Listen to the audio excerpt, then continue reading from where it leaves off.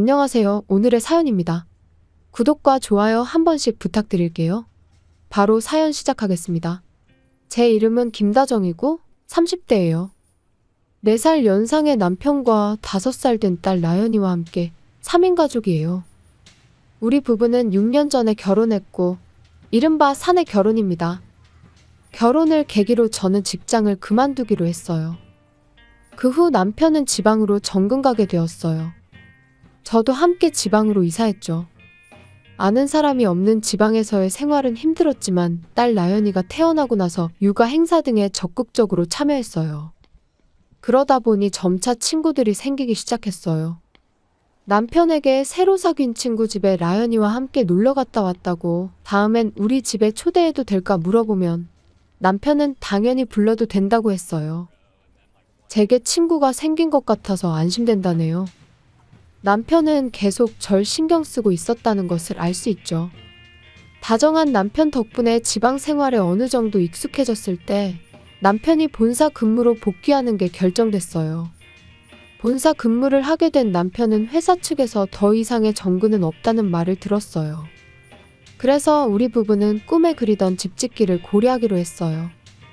다만 집을 어디에 지을지, 어떤 집을 지을지 등은 정하고 있는 중이긴 하지만요. 한동안은 전세 생활을 해야 할지도 모른다고 생각했는데 시댁에서 집 지을 때까지 같이 살면 어떻겠냐는 제안을 해주셨어요.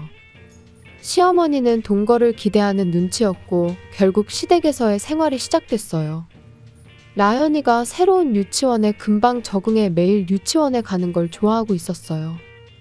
저도 동네 카페에서 아르바이트 하기로 했고요. 겉으로 보기에는 평범한 하루하루를 보내고 있는 것처럼 보이지만 사실 시어머니의 시집살이도 시작되었어요. 시어머니는 처음부터 남편과 함께 사는 게 유일한 낙이었어요. 저와 라연이가 덤으로 따라온 거죠. 시어머니에게 우리는 화풀이 대상으로 자리매김한 것 같았어요. 제가 만든 음식에는 항상 맛이 없다며 영양균형이 맞지 않는다며 매일 불평하셨어요. 그런데도 매번 다 먹어치우니 시어머니의 진심이 뭔지는 잘 모르겠어요. 청소나 빨래하는 방법도 매일같이 참견해요.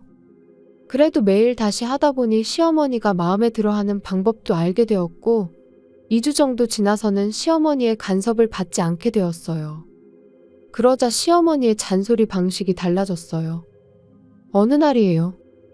제가 아르바이트를 마치고 집에 돌아오니 현관 앞에 커다란 쓰레기 봉투가 놓여 있는 거예요. 뭐지? 의아한 생각이 들었지만 그대로 집에 들어가 방으로 향했어요. 그런데 방이 어지럽혀져 있었어요. 뭐야? 도둑이라도 들어온 건가? 저는 겁이 나서 바로 거실로 향했어요. 거기에는 시어머니가 소파에 앉아 쉬고 계셨어요.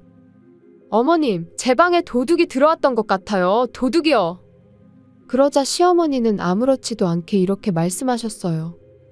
네 방은 내가 정리해줬어. 요즘은 미니멀리즘이 유행이잖아? 필요 없는 물건은 내가 다 처리해놨어.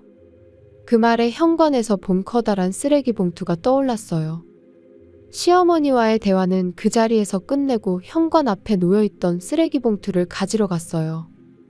열어보니 제 옷과 가방뿐만 아니라 라연이 장난감도 들어있었어요. 왜 이런 짓을 하시는 거예요? 제 건 그렇다 치더라도 라연이 물건까지 이렇게 하는 건 너무 하시잖아요. 그러자 시어머니가 남편만 이 집에 살면 되는 거지 둘은 덤으로 왔으니 큰 소리 치지 말라고 하시는 거예요. 저는 시어머니가 우리를 이렇게까지 싫어하는지 몰랐어요. 시어머니는 웃으면서 나가줬으면 좋겠는데 참는 거니까 자기 말 잘 들으라고 했어요. 웃으면서 그런 말을 하는데 시어머니가 정말 섬뜩했어요. 나중에 남편에게 이야기를 해봤어요. 어머님이 나랑 라연이를 싫어하는 것 같아. 오늘 우리 물건을 다 버리려고 했어. 자기가 좀 어머님한테 그러지 말라고 얘기해주면 안 돼? 엄마는 너랑 나연이를 반가워했어. 집안이 활기차고 재밌다고 하셨고 말이야. 물건들이 버려질 뻔한 건 정리 안 하고 어지럽혀둔 너한테 문제가 있는 거 아니야? 남편이 제 말을 믿지 않는다면 제가 상담할 수 있는 사람은 시누이뿐이었어요. 시누이도 남편을 지극히 생각하는 시어머니와 사이가 좋지 않아 조금 떨어진 곳에서 혼자 살고 있어요. 저는 나연이를 데리고 신우이가 사는 아파트를 찾아갔어요. 오랜만이야. 나연이도 많이 컸네. 아주 반갑게 맞아주었어요. 나연이가 얌전히 노는 동안 우리는 시어머니에 관한 이야기를 나누었어요. 엄마가 심심한가 보네. 올케가 집안일을 완벽하게 하니까 재미없나 봐. 신우이가 그렇게 말해주는 것만으로도 조금은 속이 시원해졌어요. 앞으로는 더 심해질 것 같지 않아? 아마도 그럴 것 같아요. 올케도 라연이도 조심해. 내 도움이 필요하면 언제든지 연락해. 그리고 엄마가 매일 괴롭히는 게 어떤 게 있는지 자세히 기록해둬. 언젠가 꼭 도움이 될 때가 올 테니까. 남편이 이 정도만이라도 저를 생각해 주었으면 소원이 없겠어요. 시어머니에 관한 이야기를 끝내고 셋이서 쇼핑도 좀 하고 제가 일하는 카페에서 음료도 한잔하고 헤어졌어요. 그 후로 신우이의 말대로 시어머니의 행동을 세세하게 메모해 두기로 했어요. 막상 메모를 해보니 시어머니의 행동이 교활하다는 걸 새삼 느꼈어요. 우리 집 완공이 얼마 남지 않은 시점이었어요.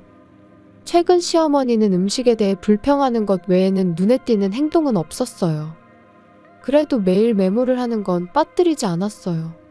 이 메모가 언제 도움이 될지 당시에는 알 수 없었지만 드디어 도움이 되는 날이 왔어요.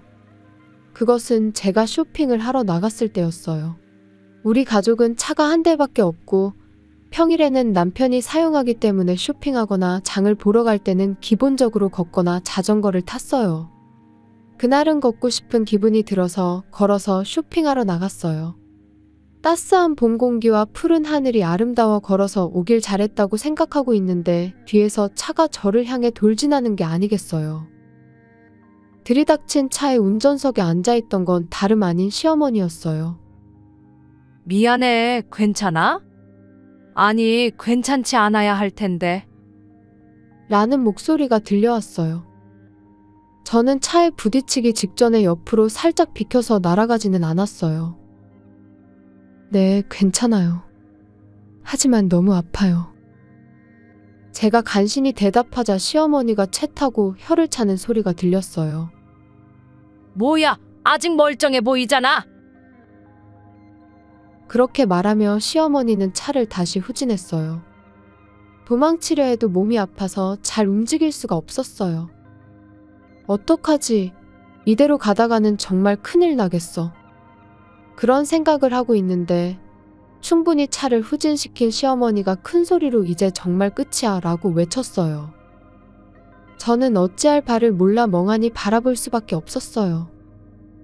그리고 다음 순간 시어머니가 운전한 차는 굉음을 내며 힘차게 움직이는데 저는 아무런 충격이 없었어요. 그리고 시어머니가 운전한 차가 그 뒤에 있던 고급 외제차를 향해 돌진하는 게 보였어요. 이게 무슨 일이지? 잠시 생각해보니 혹시 시어머니가 기어를 드라이브에 넣지 않고 후진 상태에서 가속 페달을 힘껏 밟고 있는 게 아닌가 하는 생각이 들었어요. 시어머니의 차는 내려올 기미가 보이지 않았어요. 이 범행을 목격한 사람들이 구급차와 경찰을 불러주었어요. 저는 의식이 있었지만 시어머니는 의식이 없어 먼저 구급차에 실려갔어요. 저는 잠시 경찰과 이야기를 나눴고 그 후에 온 구급차에 실려 병원으로 옮겨졌죠. 병원에서 검사를 받은 결과 전신 타박상이라는 진단을 받았어요. 통증이 있었지만 특별한 치료를 받지 않고 집으로 돌아갈 수 있었어요. 소식을 접한 남편은 바로 달려왔어요. 그리고는 시어머니가 일으킨 사고라는 걸 듣고 남편은 당황한 기색이 역력했어요. 여보, 몸은 좀 괜찮아? 괜찮아. 갈비뼈가 부러지긴 했지만 그 외에는 큰 부상은 없어. 천만다행이야. 근데 엄마가 했다는 게 정말이야? 맞아. 자세한 건 집에 가서 얘기해. 그렇게 말하고 우리는 집으로 돌아가기로 했어요. 한편 시어머니는 사고의 충격으로 기절했지만 다친 데는 없다고 해요. 즉, 경찰 조사를 바로 받을 수 있다는 뜻이었죠. 시어머니는 집으로 돌아오지 못하고 경찰에 연행됐어요. 집으로 돌아갈 수 있게 된 저는 오늘 있었던 일을 가족들에게 말해야만 했어요. 라연이는 친정 부모님이 데리러 오셔서 오늘 하루를 맡기기로 했고요. 남편과 시아버지 그리고 시누이가 시댁에 모였어요. 올케 괜찮아? 네, 아픈 건 아프지만 괜찮아요. 시누이는 조금은 안도하는 듯한 표정을 지었어요. 그리고 입을 연 건 시아버지였어요. 시아버지는 평소 과묵한 분이세요. 이 집에서 함께 살기 시작한 이후 이렇게 많은 대화를 나눈 게 처음이었죠. 며느라, 집사람이 도대체 무슨 짓을 한 거야? 경찰이 연행해 갔다는데. 저는 방금 전에 있었던 일을 자세히 설명해 드려야 했어요. 걷고 있을 때 갑자기 뒤에서 차가 달려왔고 크게 다치지 않았다는 걸 알고는 안타까운 표정으로 차를 다시 후진시킨 것. 그리고 가속 페달을 밟은 시어머니는 온 힘을 다해 뒤쪽으로 돌진했고 그리고 비싼 고급 외제차에 부딪혀 멈춰버린 것. 일련의 과정을 설명하자 세 사람은 큰 한숨을 내쉬었어요. 그리고 한동안 침묵이 흘렀어요. 몇 분의 침묵이 1시간처럼 느껴질 때쯤 시아버지가 천천히 일어섰어요. 그리고는 어찌된 일인지 제 앞에 무릎 꿇고 앉으셨어요. 저는 즉시 시아버지를 일으켜 세웠어요. 아버님 왜 이러세요? 이러지 말고 일어나세요. 아버님이 잘못한 것도 아니잖아요. 겨우겨우 시아버지를 일으켜 세우고 앉아있던 자리에 다시 앉혀드렸어요. 남편도 이제야 시어머니가 저를 적대시하고 있다는 걸 느낀 것 같아요. 가능하면 이렇게 되기 전에 내 말 좀 믿어줬으면 좋았을 텐데. 이건 솔직한 제 심정이에요. 자기 이야기를 제대로 듣지 않아서 미안해. 나는 엄마가 하는 말이 제일 옳다고 생각했어. 그런데 엄마가 이런 짓을 할 줄이야. 시누이는 저에게 메모장을 가져오라고 했어요. 메모장이란 시누이가 쓰라고 한 시어머니의 괴롭힘을 정리해둔 거예요. 그동안 꾸준히 써왔는데 드디어 도움이 될 때가 온 건가. 시누이 말대로 해서 다행이었어요. 제가 가져온 메모를 남편과 시아버지에게 보여줬어요. 거기에는 시어머니의 잔소리, 괴롭힘, 폭언이 적혀 있었죠. 폭언 중에서도 특히 심했던 건 왜 그렇게 멋진 아들이 며느리 같은 하찮은 여자와 결혼을 했을까? 태어난 딸도 며느리를 닮아서 못생겼어? 며느리만 안 닮았어도 귀여워해줬을 텐데. 감히 시엄마가 안 쉬고 있는데 건방지게 며느리가 먼저 소파에서 쉬고 있는 건 용납할 수 없어. 지금이라도 너희들은 나가도 상관없어. 친정집이든 어디든 갈 데가 있잖아. 메모장을 읽으면서 시아버지의 얼굴은 분노 때문인지 점점 더 붉어졌어요. 어떻게 손녀까지 괴롭힐 수가 있어? 내가 정말 멍청했어. 남편으로서, 아버지로서도 너무 미안해. 당장 이 집에서 나가자. 라고 말하면서 겨우 지난 몇 달간의 일을 이해한 것 같았어요. 드디어 모든 걸 알게 된 시댁 식구들은 바로 행동에 나섰어요. 시아버지는 변호사를 고용해 시어머니와의 이혼을 준비하기로 했어요. 며느리인 저를 함부로 대했던 것에 대한 대가가 매우 클 것 같아요. 남편은 외침대로 바로 짐을 싸서 일단 제 친정집으로 이사하기로 했어요. 사실 우리 집이 완공되기까지 일주일 정도면 되거든요. 이제 와서 어딘가에 방을 빌리기는 아까워서 친정 부모님께 부탁해서 일주일간 머물기로 한 거죠. 그리고 남편은 시어머니와 친자식과의 관계도 끊겠다면서 변호사에게 절차 등을 부탁하기로 했어요. 시누이는 시어머니가 이렇게 된 게 정말 마음에 드는 듯 했어요. 그리고 시어머니는 살인미수 혐의로 조사를 받았고 죄를 뉘우치고 있다고 해요. 이런 일을 한 이유는 저런 며느리만 없어진다면 아들이 내 곁으로 돌아올 수 있을 것 같았어요. 덤으로 손녀도 같이. 그렇게 말하는데 전혀 진정성이 보이지 않았다고 하네요. 게다가 심하게 부딪힌 고급 외제차 수리비도 꽤 많이 나와서 보험만으로는 역부족이라는 이야기가 들리더라고요. 게다가 시아버지에게 이혼당하게 되고 남편과도 절연도 당하고 신우이와는 예전부터 연락하고 살지 않아서 상관없지만 이제는 철저히 외톨이가 된 거죠. 어쩌면 교도소 안에 있는 게 훨씬 더 나은 삶을 살 수 있을지도 몰라요. 일주일 뒤에 집이 완공되면 남편과 라연이와 함께 행복한 하루하루가 됐으면 좋겠어요. 시청해주셔서 감사합니다.